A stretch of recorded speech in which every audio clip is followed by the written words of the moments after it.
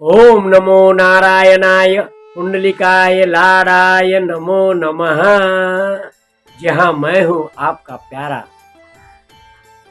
नारायण महाराज। मैं आपको कुछ अच्छी बातें बता रहा हूं। सुनना नहीं सुनना यह आपके ऊपर निर्भर है। अच्छी बातों को सुनना चाहिए और उस पर अमल भी करना चाहिए।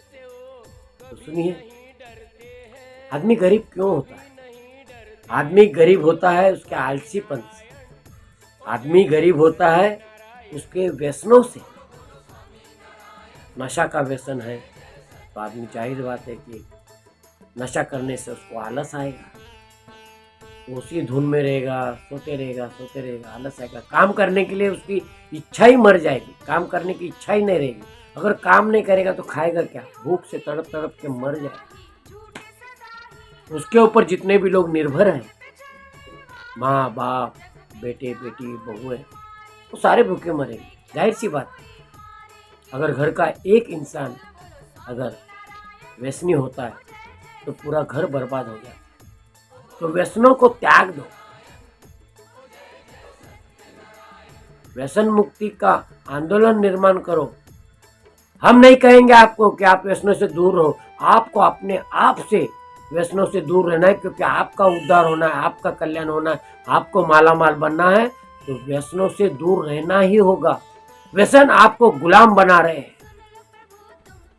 हम नहीं कहेंगे कि व्यसनों को छोड़ दो, या हम ऐसा कोई मंत्र मारेंगे चमत्कार हो जाएगा आप व्यसनों से दूर रहेंगे। नहीं, आप खुद तय करो कि मुझे व्यसनों से दूर रहना है। मैं दारू नहीं पीऊंगा, नशा पान नहीं करूंगा, ड्रग्स नहीं लूंगा, गंदी गंदी दवाइयाँ नहीं लूंगा जिससे मुझे गहरी नींद आए, ऐसी दवाइयाँ नहीं लूंगा। ये आपको तय करना है, आपको फैसला करना है। अगर आप जीत पे अड़ गए तो आप व्यसन से मुक्त हो जाओ। अब आप व्यसन से मुक्त हो गए, समझो कि आप व्यसन से मुक्त हो गए, तो हमारा क्या फायदा? फायदा तो आपका होने वाला है, कल्याण तो आपका होने वाला है। तो आपका कल्याण आपके हाथ में है, आपका कल्याण आपके जिद में है। तो जिद पकड़िए और प्रण कीजिए कि मैं आज के बाद व्यसनों को छोड़ दूंगा। मैं कहता हूं, नारायण महाराज कहते हैं, इसलिए छोड़ना है ऐसा मत। तुम्हारा खुद का अपना स्वयं का फायदा होगा, इसीलिए तुम्हें व्यसनों से दूर रहना रहेगा। व्यसन से दूर रहकर तो देखो, व्यसन जैसे धीरे धीरे तुमने लगाया अपने आप को, और व्यसनों से महाव्यसनी हो गए। आप व्यसनी बन गए और व्यसनी से महाव्यसनी बन गए। उसी तरह धीरे धीरे छोड़ते आ जाओ, कम करते आ जाओ, और एक दिन ऐसा होगा कि आप कुछ भी नहीं लेंगे। तब देखो आप में कितनी चुस्ती आएगी, स्फूर्ति आएगी, कुछ करने की ललक जागेगी। तभी आप मालामाल बन सकते, तभी आपकी गरीबी दूर हो सकती, तभी आपका आलस्य भी दूर होगा। आलस्य आता ही व्यसनों की वजह से। हम आलसी बने हुए, क्यों बने? व्यसन की वजह से। छोड़ दो व्यसन को। कुछ लोग नशापान करते ही है और करते करते जुआ भी खेलते हैं। सोचो, नशापान करने से आपकी बुद्धि भ्रष्ट हो जाएगी। ऐसे में आप जुआ खेल ही नहीं पाओगे। कैसे खेलोगे? दिमाग काम ही नहीं करेगा। तो आपको तो हारना है। और हारने के बाद क्या होता है, ये महाभारत में अच्छी तरह कथा बताई गई है। उस कथा को देख के, सुन के, पढ़ के तो हमें व्यसनों से भी दूर रहना है और जुए से भी दूर रहना है। प्रण कीजिए कि हम व्यसन से दूर रहेंगे और जुए से दूर रहेंगे। ये सब आपको गरीब बनाते हैं। व्यसन आपको गरीब बनाते हैं। जुए की आदत, जुए की लत आपको गरीब बनाते हैं। काम करो, आप मालामाल बनोगे। आपके पास बहुत सारा समय है, ढेर सारा समय है। आप उस पर ध्यान दो। आप सुबह उठते हो 10-11 बजे उठते हो, और उसके बाद थोड़ा बहुत काम करते हो, और 5-6 बजे के बाद तुम्हारी महफिल जम जाती है। कोई शराब पी रहा है, कोई जुआ खेल रहा है, कोई क्या। देखो आपके पास कितना समय है, समय बता रहा। सूरज उगता है, आफताब, सूरज उगता है तो एक एनर्जी के साथ सूरज उगता है, एक एनर्जी लेकर सूरज आता है। उस एनर्जी से तुम वंचित हो, क्योंकि तुम सवेरे सवेरे नहीं उठते हो, सुबह प्रातः नहीं उठ पाते हो। तो उठो। उठने से अगर आप 5 बजे उठेंगे तो 5 बजे से लेकर 10 बजे तक यानी 5 घंटे आपको एक्स्ट्रा मिलते हैं। इस 5 घंटे में आप सब कुछ कर सकते हैं। आप योगा कीजिए, प्राणायाम कीजिए, भक्ति साधना कीजिए, भक्ति में लीन हो जाइए, प्रसन्न हो जाइए। आपको प्रसन्नता मिलेगी, खुशियाँ मिलेगी आपको। आपका शरीर तंदुरुस्त रहेगा, मन तंदुरुस्त रहेगा। शरीर का बदन हिलना ही चाहिए, कुछ ना कुछ व्यायाम, कुछ ना कुछ हरकतें आपको करना ही चाहिए। योग साधना करो, मुस्लिम हो तो नमाज पढ़ो, क्रिश्चियन हो तो प्रे करो, प्रार्थना करो, कुछ भी करो, आपका बदन हिलना चाहिए। एक्सरसाइज करो, डांस करो, नृत्य करो। ब्लड सर्कुलेशन आपका सुचारू रूप से चलना चाहिए, ब्लड दौड़ना चाहिए। ब्लड अगर रुक गया तो ब्लड के धक्के बनेंगे, ब्लड के अंदर गुठलियां बनेगी। ये गुठलियों की वजह से आपके शरीर में पूरी तरह ब्लड सर्कुलेशन नहीं होगा और आपको हार्ट अटैक तक हो सकता है। आपको टेंशन आएगा, बेचैनी आएगी, दिल में घबराहट होगी, दिल में दर्द होगा। क्यों होगा? क्योंकि ब्लड सर्कुलेशन नहीं है। डॉक्टर के पास जाओगे तो डॉक्टर भी फिजियोथेरेपिस्ट के जरिए आपको व्यायाम कराएंगे। तो सोचो, वो व्यायाम अगर आप पहले से शुरू से ही करेंगे तो बहुत सारे पैसे आपके बच सकते और प्रसन्नता मिलेगी, सो अलग। और फिर धीरे धीरे काम करने की आदत लगाइए। अगर आपकी एक दुकान है, दूसरे दुकान डालने के बारे में सोचिए। अगर एक काम कर रहे, आप नौकरी कर रहे, नौकरी करने के बाद जो समय बचता है तो समय का सदुपयोग कीजिए। सुबह आप 7 बजे जाते हो, शाम को 7 बजे आते हो। आने के बाद थक हार गया, ये होगा, मैंने बहुत काम किया, बहुत। अरे क्यों? सिर्फ 2 घंटा कुछ एक्स्ट्रा धंधा करो, शाम के टाइम में कुछ बेचो, कुछ चीज़ें बेचो, मालामाल बनो। मालामाल बनने का, धनवान बनने की आपके अंदर सोच होनी चाहिए, सकारात्मक सोच होनी चाहिए, नकारात्मक नहीं। नहीं, मुझसे नहीं होगा, मैं मालामाल क्यों बनूं, थोड़ी बहुत कमाई है उसी में मैं खुश हूँ। ऐसी सोच मत रखो और समय का सदुपयोग करो। समय है तुम्हारे पास, व्यर्थ का समय इसको उसको दोष देने में लगाओगे। अरे वो है ना, अरे वो क्या, उसकी बीवी, और वो, अरे वो क्या, मुझे तो कहने को भी शर्म आ रही। ऐसे इसके उसके बारे में झूठ मूठ के अफवाहें फैला कर या उसकी निंदा करके, पर निंदा करेंगे तो पाप होगा, महापाप होगा पर निंदा करने से। ऊपर वाला ईश्वर देख रहा है कि आप किसी की निंदा कर रहे हो, पराई लोगों की निंदा कर रहे हो। निंदा यानी मजम्मत। मत करो किसी की निंदा, मत करो। निंदा करने से बहुत बड़ा पाप होगा, महापाप होगा। तो किसी दूसरे के बारे में बुरा कहना है, इसी को तो निंदा कहते हैं। कुछ लोग तो इस देश में रह के देश के बारे में निंदा कहते हैं, देश को बुरा भला कहते। कुछ लोग सरकार को बुरा भला कहते, निंदा करते। लेकिन सरकार ने उसमें अच्छे से अच्छा क्या किया, उसके बारे में सोचिए। क्या अच्छा करना ये सब सरकार की जिम्मेदारी है?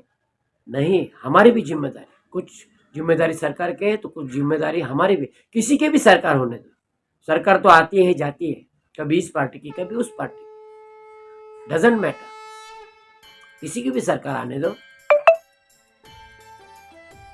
तो किसी की भी सरकार आने के बाद अगर देश का विकास होगा तो सभी मिल के प्रयास करेंगे तो ही होगा।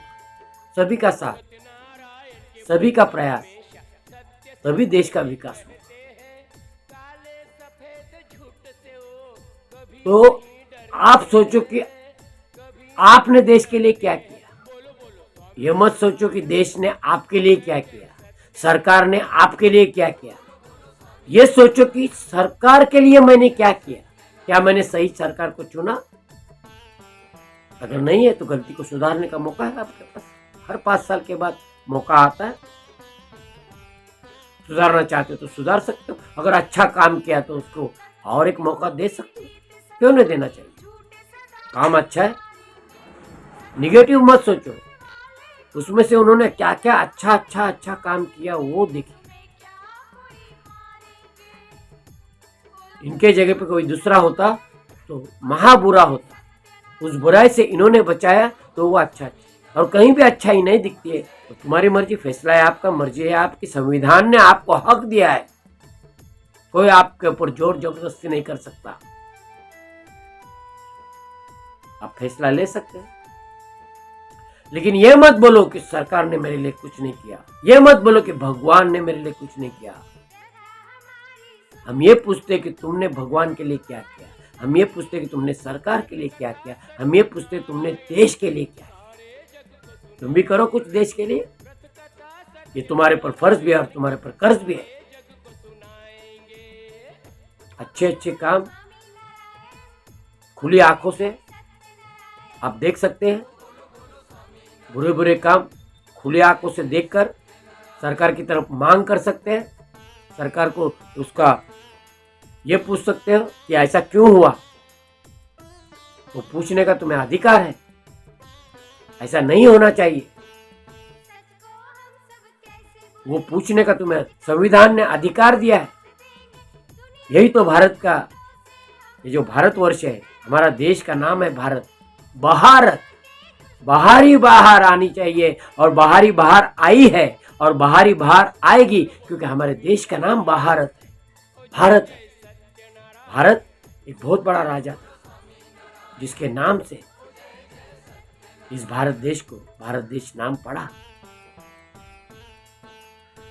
रामायण महाभारत जैसे ग्रंथ इस महाभारत देश में ही हो। देश का नाम था महाभारत, बाद में खंड खंड हुआ तो भारत नाम शेष बच गया। हम उस भारत देश के नागरिक हैं, यह हमें स्वयं पर गर्व होना चाहिए। हर धर्म हर मजहब यही सिखाता है कि अपने देश के प्रति वफादार रहना है, आपके देश का हितचिंतक बन के रहना है और आंखें खुली रखना है। जो हमारे देश के खिलाफ गद्दारी कर रहा है उससे हमें स्वयं को बच कर रहना है और कानून को उसके बारे में बताना भी है। ये रहा देशद्रोही, पकड़ो इसे, खुलकर सामने आओ। अगर वो अपने जात का, अपने पंथ का, अपने धर्म का, अपने मजहब का है तो उसको तो पहले गिरफ्तारी होनी चाहिए, क्योंकि उसके वजह से हमारा नाम बदनाम हो रहा है, हमारे धर्म का नाम बदनाम हो रहा है, हमारे मजहब का नाम बदनाम हो रहा है, हमारे पंथ का नाम बदनाम हो रहा है। और बदनाम करने वाला यह है शख्स, इसे पकड़ो। वो अकेला जेल में जाके सड़ेगा तो हमारे पंथ का नाम खराब नहीं होगा, नहीं तो सब जन हमारे पंथ को, हमारे मजहब को इकारत की नजर से देखेंगे। हमारे पंथ के ऊपर, हमारे मजहब के ऊपर जरा सी भी आंच नहीं आनी चाहिए। ऐसा तुम्हें लगता है तो तुम आगे बढ़ो और अपने ही इलाके में ढूंढो कौन है वो देशद्रोही, चुपके से जाके खबर दे दो, कानून के खबरी बनो। कानून क्या कोई चमत्कार कर सकता है क्या? कहां से ढूंढेगा? जब तक आप लोग सामने नहीं आओगे और ऐसे लोगों को अंदर नहीं करोगे, जेल में नहीं डालोगे तो देश कैसे बचेगा? तो ऐसे नापाक इरादा रखने वाले जो लोग हैं इनसे दूर रहो, इनसे बच के रहो और इनसे देश को भी बचाओ। यही तुम्हारा फर्ज भी है और यही तुम्हारा कर्ज भी है। देव, देश और धर्म के प्रति तुम्हारे अंदर निष्ठा होनी चाहिए, क्योंकि सारी किताबों में लिखा है, धर्म की किताबों में, मजहब की किताबों में, जिस देश में रहते उस देश से बगावत कभी मत करो। बाकी आप खुद समझदार हो, फैसला है आपका, मर्जी है आपकी, देश है आपका, आपको बचाना है। मैं कहता हूं इसलिए कुछ नहीं करना है, आपके मन से, सच्चे मन से अपने आप को जांचिए, परखिए और आपके अंतरात्मा कहेगी हाँ हमें हमारा देश बचाना है। तो देश बचाने के लिए सारी युक्तियों को लगा दो, देश बचाने के लिए अपनी सारी शक्तियों को लगा दो। परमेश्वर आपका कल्याण करेगा। और हर तरफ शांति ही शांति, शांति शांति फैलेगी और इसी शांति से देश का विकास होगा। इसी शांति से हम प्रगति के रास्ते पर चलेंगे।